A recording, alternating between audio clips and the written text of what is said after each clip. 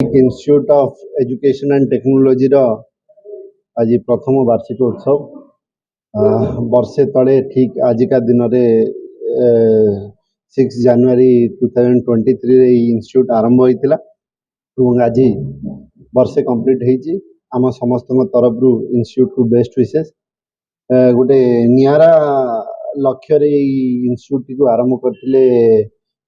आमर young generation आमर भविष्य माने उद्देश्य थिला पिला मानू केमती गोटे पर्टिकुलर लाइन रे तांको एजुकेशन दबा तांको ट्रेनिंग दबा एवं जहाँ जरिया रे से माने चाकरी पाई परिबे एवं निजे आउ कहा पर डिपेंडेंट न होई कि निजे निज बल रे किछि इनकम करि परिबे एवं ता पई तांको शुभेच्छा जणाउछि एवं जहाँ हमर पाखे सूचना अछि ए वर्ष मध्ये भलो एडमिशन होइछि मोर निवेदन से रहिबो कि एमती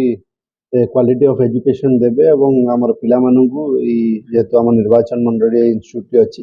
आमर अंचल पिला मानू आउरी टिके सहयोग करेंगे एवं जमती से माने आगामी दिन में आम समस्त गोटे इन्स्पिरेशन हो आज 6 जनवरी 2024 गत वर्ष यही दिन में कॉलेज उद्घाटन होता माननीय विधायक डेलांग पिपिली श्रीजुक्त रुद्र प्रताप महारती हाथ में उद्घाटन होता